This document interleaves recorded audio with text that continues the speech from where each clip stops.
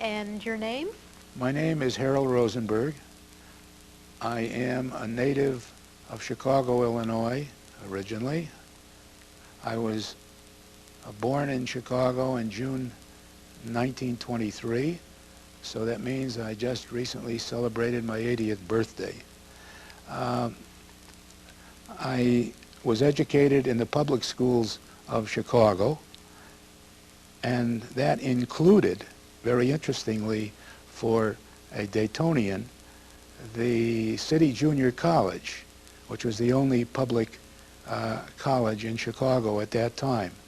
The name of that City Junior College, from which I received an associate degree, it was a two-year college, was Wilbur Wright Junior College, named after one of the two Wright brothers.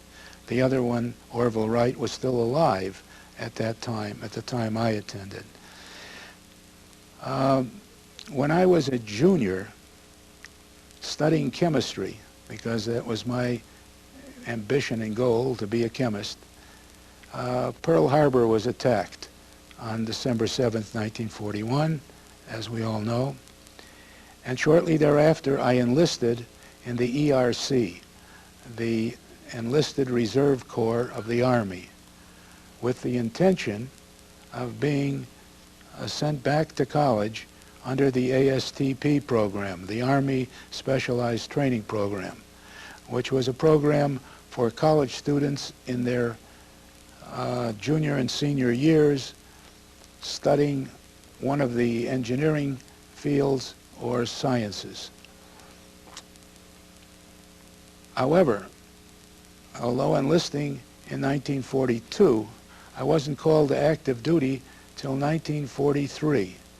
And at that time, I was a senior in chemistry with 6 weeks to go to graduate, to get my bachelor's degree.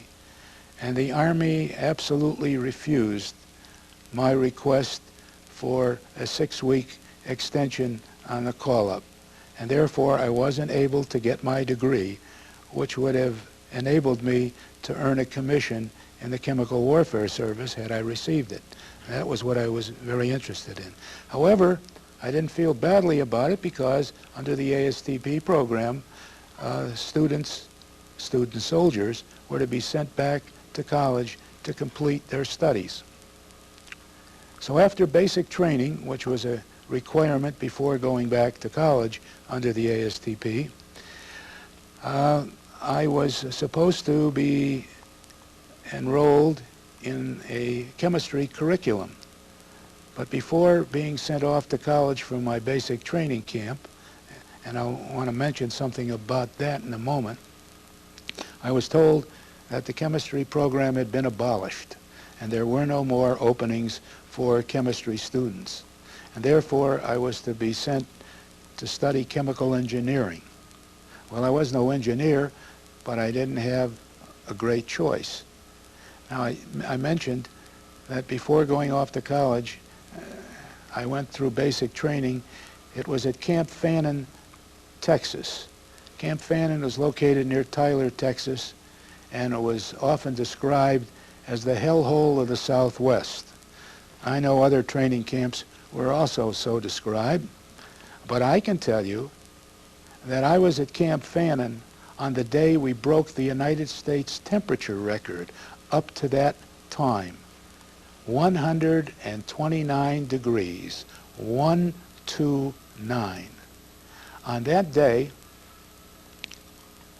my training company, with about 150 or 160 men, was out on the rifle range firing in that 129 degree heat.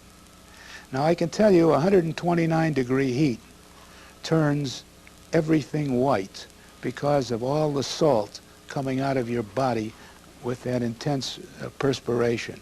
And our green uniforms were very shortly greenish white. Well, it turns out I was one of 75 who collapsed that day. Roughly half of all those collapsed.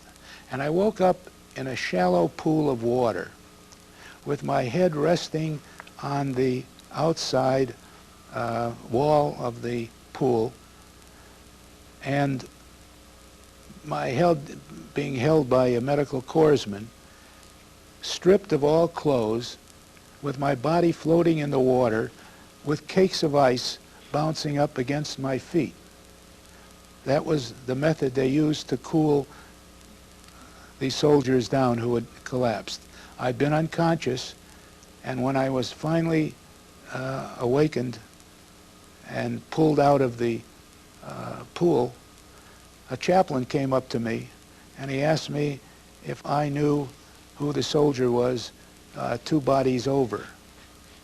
That soldier had just died, and he hadn't worn his dog tags that day, and they didn't know whether he was Catholic, Protestant, Jewish, or whatever. So that was my basic training experience. But on to college. I was sent to Texas A&M, as I said, to study chemical engineering. However, when I arrived at Texas A&M, they told me, Rosenberg, unfortunately, you're 2 weeks too late. We closed out our quota on chemical engineers. And now you have only 4 choices. And these 4 choices are mechanical engineering, electrical engineering, civil engineering, or report to Fort Ord, California, and go overseas to the Pacific in the tank destroyers. So on that very moment, I had to choose the lesser of the 4 evils. And the lesser, in my mind, was civil engineering. So the next day, although I had been a senior in chemistry with 6 weeks to go to graduate, I was now a junior studying civil engineering. I had to take a makeup course for all the missing engineering drawing courses that I had not taken since I was not a civil engineer. But I was now on my way to being a civil engineer. That lasted 1 whole semester. And at the end of that semester, the Army closed down the entire ASTP program at Texas A&M. And Texas A&M had one of the largest, if not the largest, programs in the country. There were 3,000 Army students, all under the Army, studying various phases of engineering and science at Texas A&M. They took out 2,940 students, and they sent them all to units in the field on their way overseas. But there were 60 of us who were not sent along. The top 30, from a grade point average standpoint, were sent to the University of Tennessee at Knoxville, and the next 30 were sent to the University of Iowa at Iowa City. Fortunately for me, I was number 32 in their list, and I was off to Iowa, still in the ASTP. There were only 30 of us at the University of Iowa, only 30 Army students compared to the thousands that were at Texas A&M. And so, with only 30 students, they gave us an empty fraternity house. And the fraternity house was our barracks. Very nice. We had all our meals at the Iowa Student Union, sitting on the beautiful veranda overlooking the Iowa River and enjoying the freedom of running our own fraternity house, in effect. But that didn't last. That program was a very special program in acoustics and optics with the aim of training specialists for the artillery. But before we could complete that course, we found out that the program was being abandoned, and we had to leave for infantry units in the field. So here I was, one night, sleeping in my own bed, mattress, box spring, and so forth, in a fraternity house at Iowa City. 4 nights later, I was a machine gunner, sleeping in a foxhole on maneuvers in Louisiana as part of an infantry division. What a transition. I mean, like almost instantaneously. And so I became part of the 44th Infantry Division. And how did I become a machine gunner? Well, it turns out in basic training I hadn't done particularly well with the rifle or the pistol or the carbine, but I fired expert on the machine gun, also on the mortar. And how did that happen? When I tried to fire at a target with my machine gun, all I could do was fire bursts, and I didn't do well at all in hitting the target. So some kindly sergeant took pity on me, and he came over to me and he said, "How would you like to learn how to really fire that gun so that you could fire one round at a time instead of a burst of many?" And of course I was willing, and he showed me the trick and the technique of firing a single shot out of a machine gun, which is a real trick. And I did so well doing that, they made me an assistant instructor in the machine gun, and I was detailed to help train others in my company on how to perform on the gun. So as a result of all that, it was in my record that here I was, an expert on the machine gun. And therefore, I became a machine gunner as part of an combat infantry unit. Our division went overseas and was in the first convoy to leave the United States and land directly in Normandy after D-Day. The convoy was headed for England and transshipment to the continent, to Normandy, but they made a decision in mid-Atlantic to divert the convoy, and we went right into the English Channel and unloaded from the big troop ships onto landing craft and went into the beaches in Normandy. So that was my entrance to Europe and combat. My infantry division served in 4 of the major campaigns in France, Germany, and Austria. And we have the battle stars of the Northern France campaign, the Rhineland, the Ardennes, Alsace, and Central Europe. And they were the major campaigns that enabled us finally to end the war by my division linking up with the Fifth Army that was coming up from Italy in May 1945 and end the war at that point. That was after Berlin had already been captured. I'm not going to talk about the many memorable events that happened while I served with the infantry division, the 44th Infantry Division, but I recorded many of them in a book that I wrote at the request of the Army. The book was entitled Our Part. Not a large book, but it describes all of the battles that we fought in and the results of the different campaigns. What I would like to talk about were the miracles that enabled me to remain alive and actually be here today to talk about it. There were three distinct miracles that I encountered. I consider them miracles.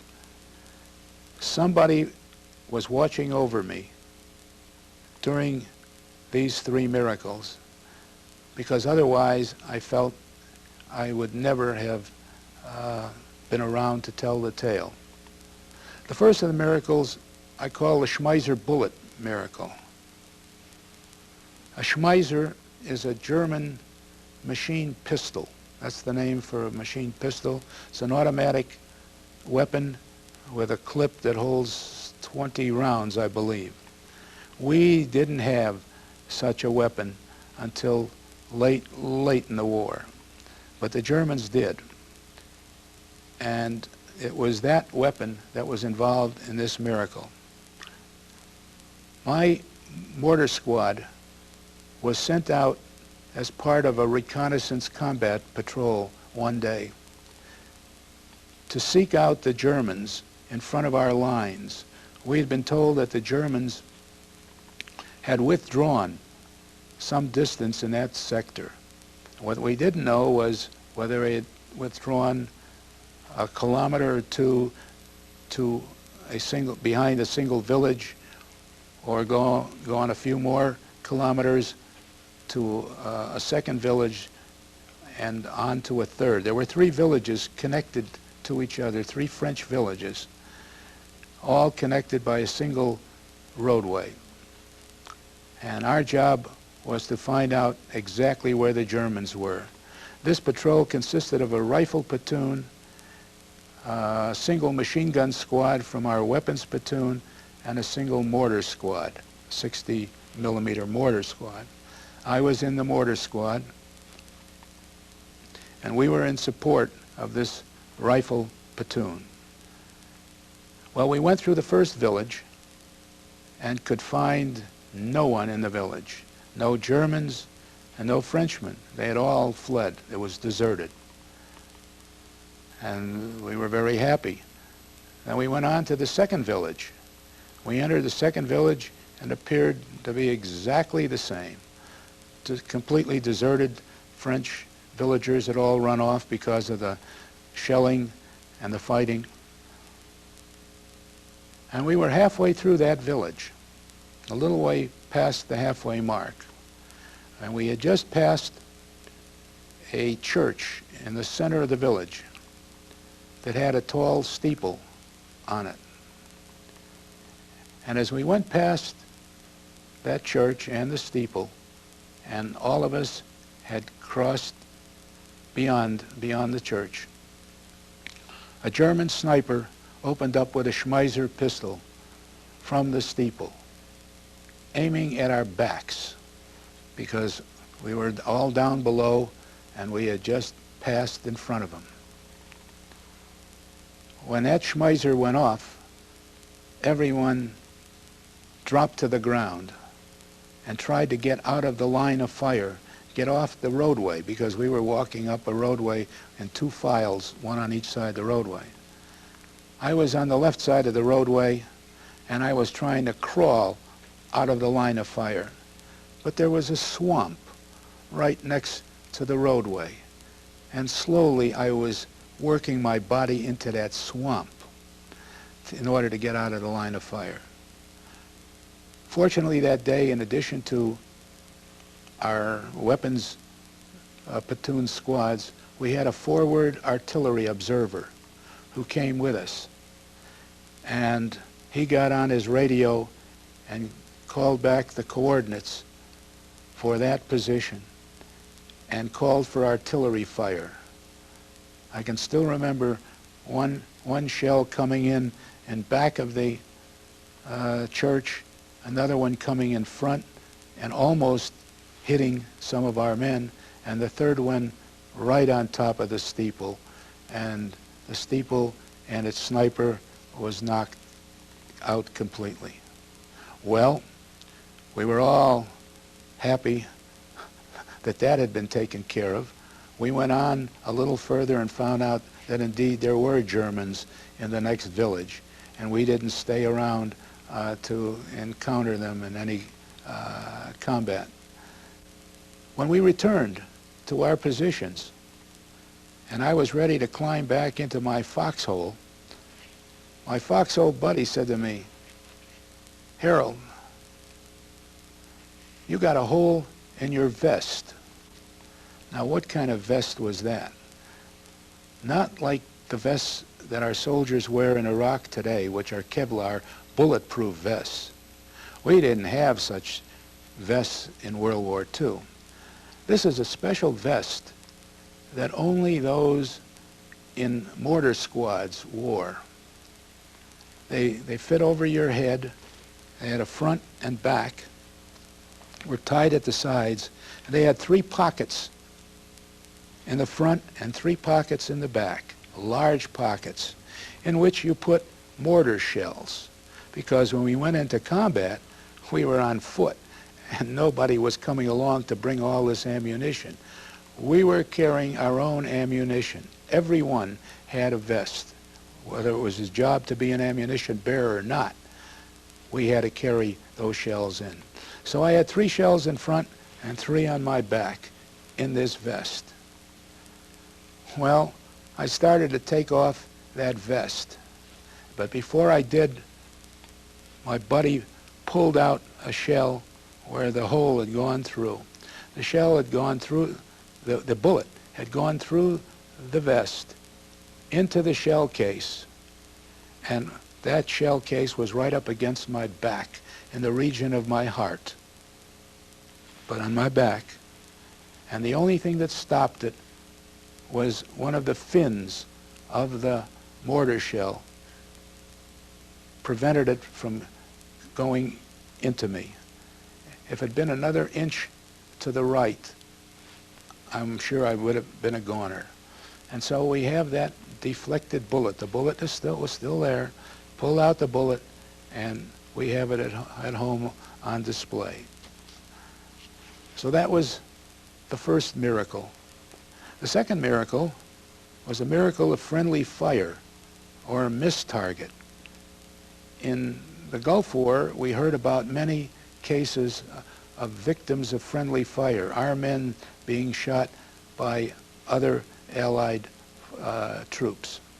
And even in the Iraqi War at the beginning, this past year, we had instances of friendly fire where some cases Americans shot Americans, other cases Americans hit British troops.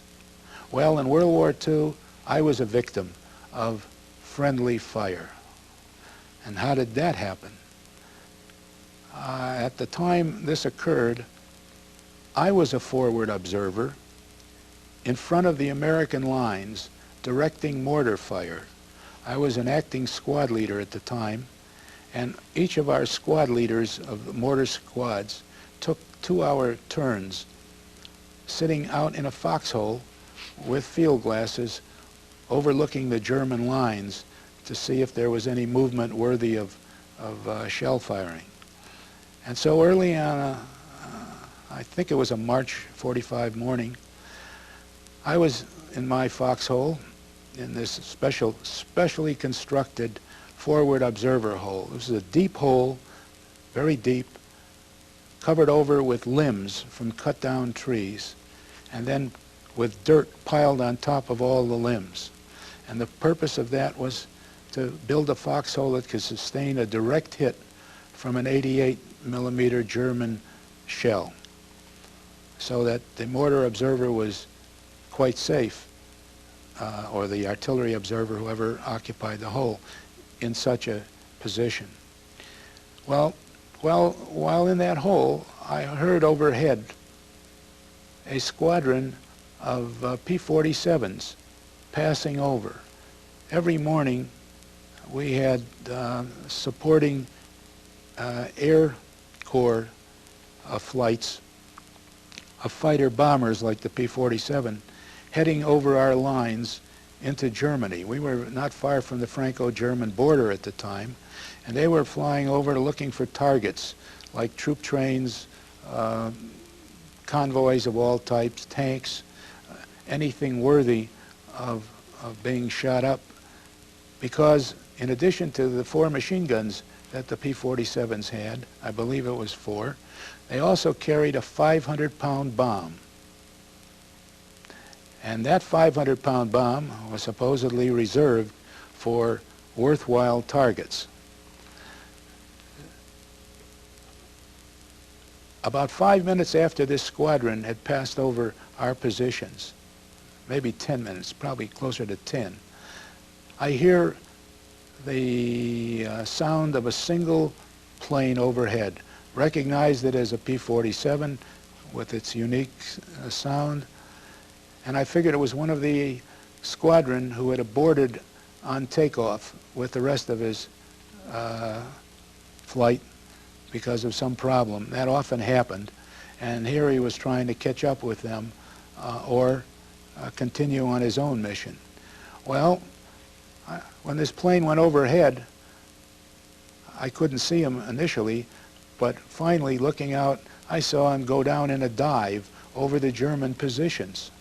And I thought, my, he must see something from up above that we can't see at all, because why would he circle down below?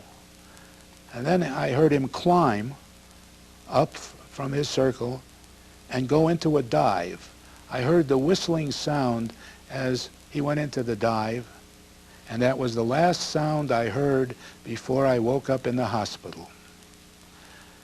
This P-47 pilot, thank the Lord, was a poor shot. He dropped his 500-pound bomb on me because he thought our foxhole was a German CP, command post. From the air, he mixed up the American lines with the German lines. He saw our foxholes, and he thought they were German foxholes. He saw this giant foxhole out in front of the lines. He thought it was behind the German lines. Now, in fairness to that pilot, who later apologized on the air-ground phone, because our regiment was in contact with all flights going overhead, and it was amazing. We were on the forward slope of a hill, and we couldn't put out the normal orange linoleum panels designating our front line, because on the forward slope of a hill we would become a prime target for the German artillery, who could zero in very carefully on bright orange panels. And so without those panels out there, he really couldn't decide which was the American line and which was the Germans. He chose the Germans, and he thought he was taking out a command post with his 500-pound bomb. Now, when that bomb dropped, missed my hole, but landed right next to it, it dug a crater big enough to put a tank in. This I found out from all my squad members later on when I came back from the hospital. And they sent volunteers out to dig my body out because they were all sure I was dead. And normally I should have died under those circumstances, because when that bomb dropped, the concussion caused my foxhole wall to collapse. When the wall collapsed, all the timbers and the limbs and the dirt came down on top of me. And there I was, buried underneath all of this. But fortunately, those limbs created an air pocket, a small air pocket, but enough to give me air to breathe. And without that, I would have been a goner, because I would have been suffocated with all the dirt. I was covered with dirt completely. Were you unconscious? I was unconscious, didn't know anything about it till I woke up in the hospital in terrible pain. The pain I had came from several cracked ribs. And first they thought there was some damage to a disc. But this was in a forward evacuation hospital, and they didn't have any instrumentation or any techniques for determining that. They could run x-rays, but that was about all.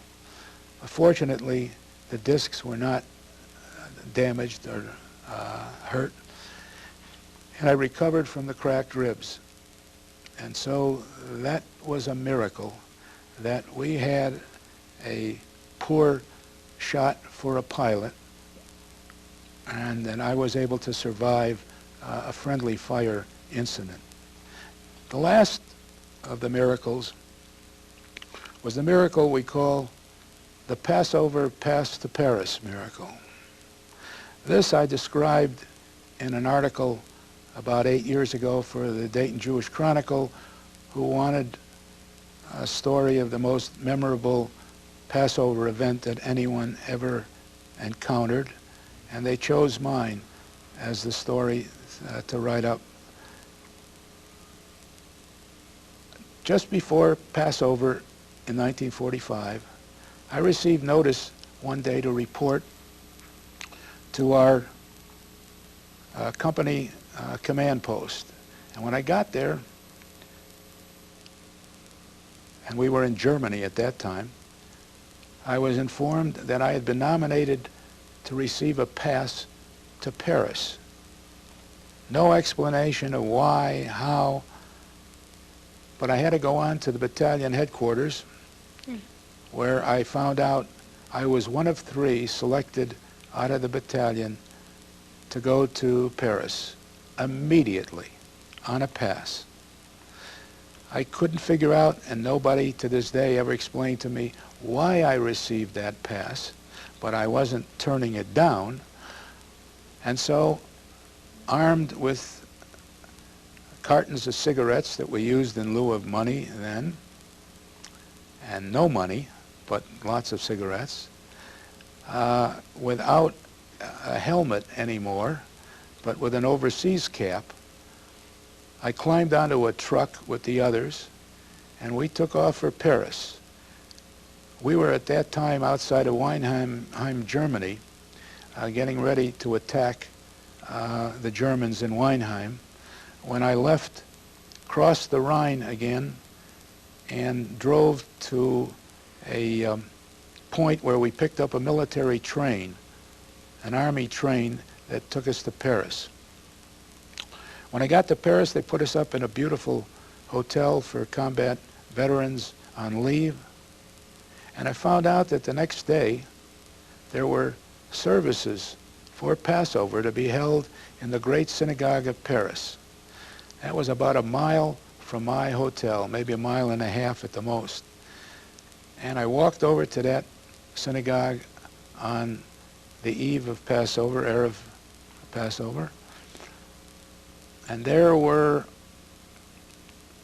hundreds of Jewish soldiers, men and women, from the American, British, Canadian, and Free French forces, all gathered in that synagogue for the first service after the liberation of Paris. The Germans, when they had occupied Paris, and I stress Germans, not Nazis, completely ransacked that synagogue. They smashed every one of the stained glass windows. They burned all the Torah, the Holy Scrolls, smashed the main doors, and really caused great devastation. But since the liberation, which had taken place in August of 45,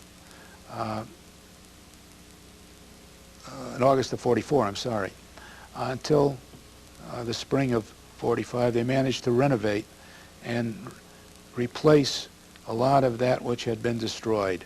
They couldn't replace the stained glass windows, but they could replace them with plywood panels. They replaced the huge doors with substitutes. and managed to be able to put the synagogue in reasonable condition for services. The services were presided over by the chief rabbi of France. His name was Rabbi Weil. And after the services, I met Rabbi Weil, and he invited me as his guest to attend a Passover Seder and meal at the home of one of his good friends. He didn't come, but I was to be his guest at his friend's home. And so I enjoyed a wonderful Seder, and the next day I came back to the synagogue for services. That was on March 28th, 1945. Well, when my leave was over, the 3-day pass was over, I headed back to my unit. But this time, I couldn't immediately return because the final drive through southern Germany of the 7th Army had begun. And my infantry division, the 44th Infantry, was a key component of that drive. But all the roads were clogged with trucks, tanks, all bringing up ammunition, more combat troops, and those of us who were on leave had to wait an opportunity to catch rides back to our units. It took me 10 days before I finally got back to my unit, which at that time was already in southern Germany. And when I reported to my company command post, I was greeted like a long-lost child. They hadn't known whether I was coming back and when, but I finally made it. And then I asked, and where is my squad, my mortar squad? And that's when I got the shock of my life, because I was informed quietly, but very bluntly, you are it. Now, what did that mean? It meant there was no more squad but me. My mortar squad, part of our infantry company, had become part of a motor convoy that was attacking Germans. And as we rolled along after taking Weinheim while I was gone, they got all the way to the outskirts of Heidelberg. Outside of Heidelberg, there's a suburb called Dossenheim. And in Dossenheim, they were greeted by about 300 Germans with bazookas, including civilians who had bazookas, trying to knock out our tanks and our trucks. And the Germans were in good positions. They were overlooking the roadways. Our mortar squad immediately set up their mortars and began firing at the German positions. But the Germans had excellent observation for a lot more than mortars. They had anti-aircraft guns that they used in the ground mode, and 88 millimeter artillery. They fired artillery right at our mortar position, and one shell came down right on top of our mortar. It killed the acting gunner, the assistant gunner, and wounded the ammunition bearers and the squad leader. And out of our 6-man squad, I was the only one who was not killed or wounded, because I had received that pass to Paris. So I thought often about that later on. I was attending Passover services safe, hundreds of miles away in Paris, while the rest of my squad were all lying dead and wounded at Dossenheim. And at that moment, I became the new squad leader. Wow. We've got under 10 minutes left, and Well, then appreciate anything that you let want me to just add. tell, all right, let me tell the story about the international personality and Hollywood celebrity that I met in the field. And this is literally in the field. The great German and then American actress Marlene Dietrich, who fled Germany because she was opposed to Hitler and Nazism, and had come to America to resume her acting career, wanted to do something for the American troops, and she volunteered to come over and sing for the troops, but she didn't want to sing for troops in the rear echelons. She wanted to sing for the troops that were right up on the front lines. And so, in a field in France, they took part of our unit off the front line and brought them back 1.5 miles from the lines in what was considered a safe area, where they set up a very temporary type stage, and Marlene Dietrich sang for all the troops.